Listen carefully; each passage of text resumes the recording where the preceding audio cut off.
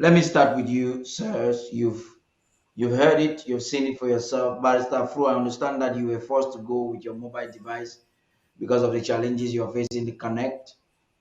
Um, Um, let's look at what is happening now. We're getting Dr. Tita in a few minutes. He's gonna talk to us because he'll be leading. But you heard the president. You've seen what is happening on the ground. The killings are for real. This morning, as we speak, we having a situation that is very heartbreaking in a corner, and Funky has not said anything. So I just want us to use the behavior of Funky to examine the character, the way the church has been playing politics at the home front, and the impact that it has in our struggle. Barrister Mbeseha, let me begin with you, please. Well, I think for lack of time, I'm not sure that I would express myself the way I wanted. But what is happening in the corner, what is happening in Babanki, what is happening all over is not new. They've been doing all that. What has done happen in the corner is not different from what happened with Maapi. It's not what happened in different from what happened in Kimbang.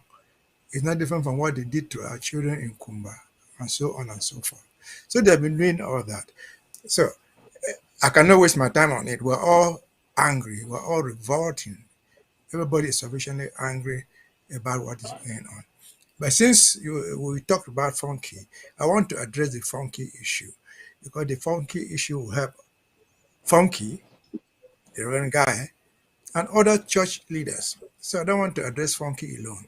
I want to take funky as one of the several church leaders. And I'm sure there are so many of them who fall in the same soup. And when we deal with the church, I'm talking about the Christian church.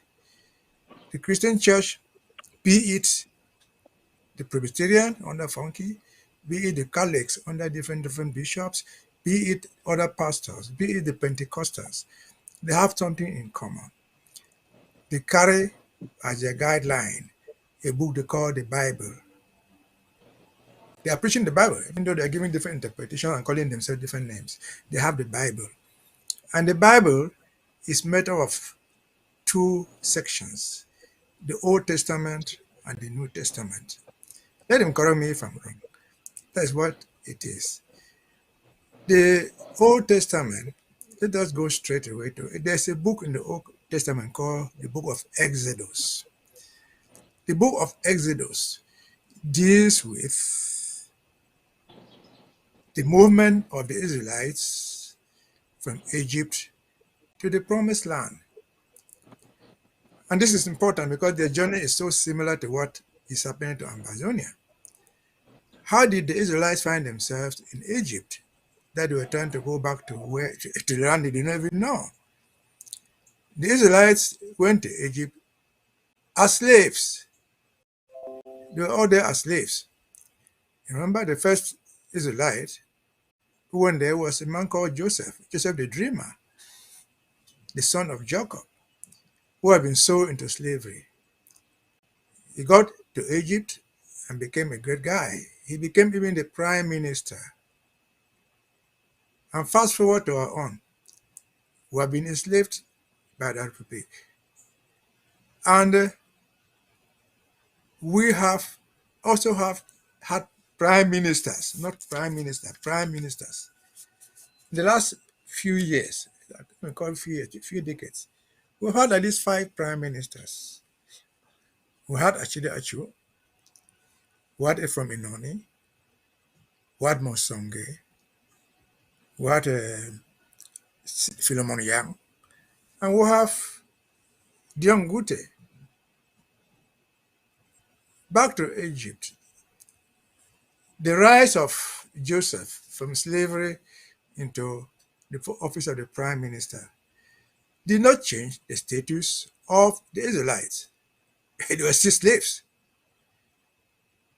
And so the fact that we had five prime ministers has not changed our status in the Republic of Cameroon as the oppressed slaves. And what did they do when they found themselves in that situation after about 400 years? They decided to go away to a land they didn't even know. The journey there was a promised land for them. They had to leave. And the Israelites will not let them go. And I remember I said the book that deals with that is the book of Exodus. I remember that when we were in primary school, these were all mission schools, I was in one. And there was a song that we used to sing and march with it from the Bible, quoted from some part of Exodus. We used to sing and march with it. And what was the song? This was the song.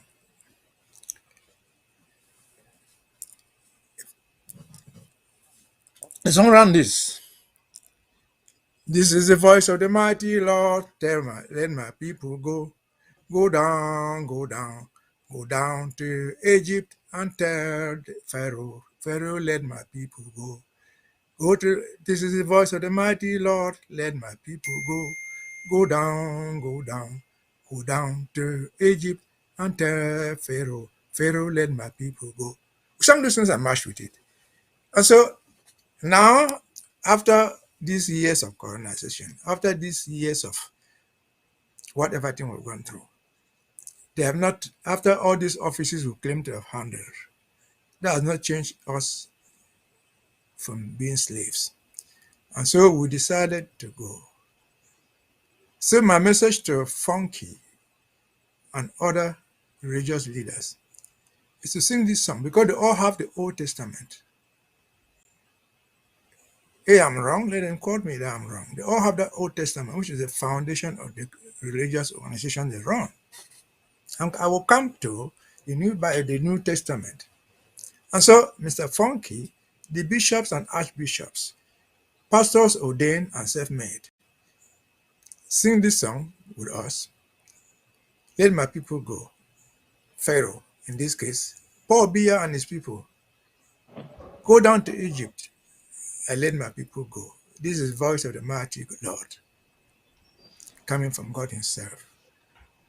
And so preachers, let me just call them preachers and consider Funky as one of the king preachers, just like the bishops who have mentioned about. This should be our battle song. That should be your battle song. This should be a cry, like Moses was doing. Moses went through all the odds, but he didn't change the message.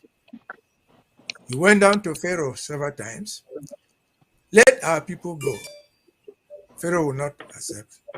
But at the end of the day, in spite of all the difficulties, they left.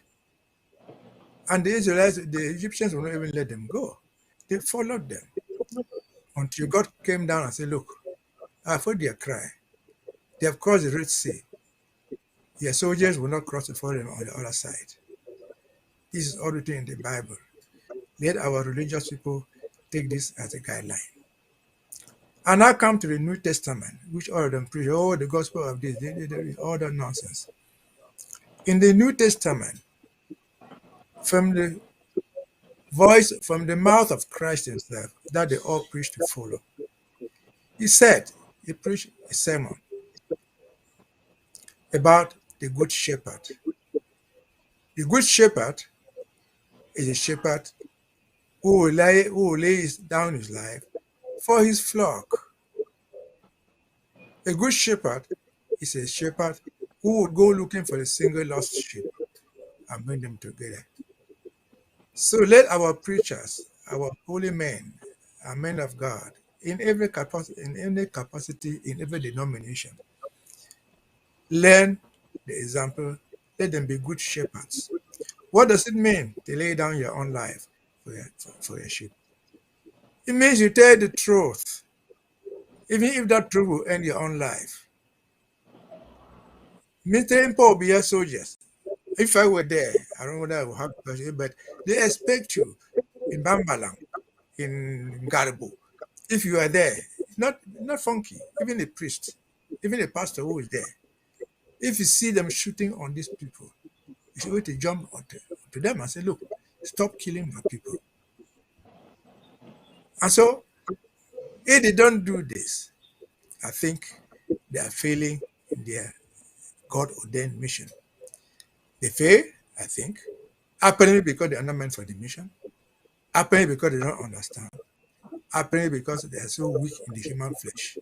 Mm. They are not able to do the job of Moses, going down to Pharaoh a million times. They are not able to do the job of the good shepherd by going to Paul Bia and tell you, we have not seen how many delegations have left the Presbyterian Church to go and tell you on the in the today. This thing is wrong. To even go tell Atanganji. This is similar with other denominations. Yes, I remember the Catholic Church tried to do something. But what happened to those endeavors? They just died because they didn't have the skin to withstand. They were not prepared to give up their own lives for their flock. Funky may be in Boya, it might be in Bamenda. The immediate flock in Bamenda is that people who come to worship with you in that church. Ikea may be in Bamenda, it might be in Boya. The immediate flock are the people who come to worship with you in the cathedral. But that's not all that you have.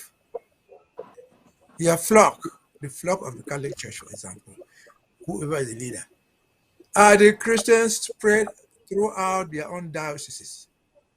If you are Manfe, you are the chief shepherd. All the Christians in Manfe are your flock. If you are in Kumba, there's a bishop there. All the Christians in Kumba diocese are your flock. If you are in Boya, and so on and so forth. So funky.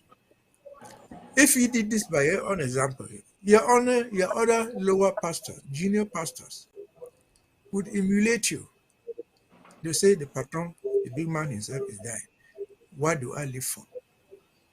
And so, before you become a bishop, I've said this before time in some other circles, before you become a priest, before you become a bishop, before you become the moderator, you are first a pastor, you are first a priest, you are ordained in that capacity.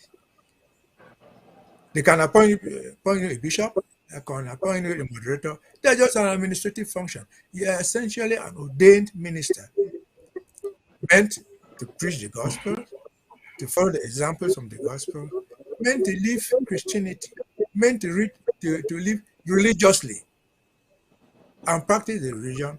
Don't tell the people to do what you say, but not to imitate you and doing how you live.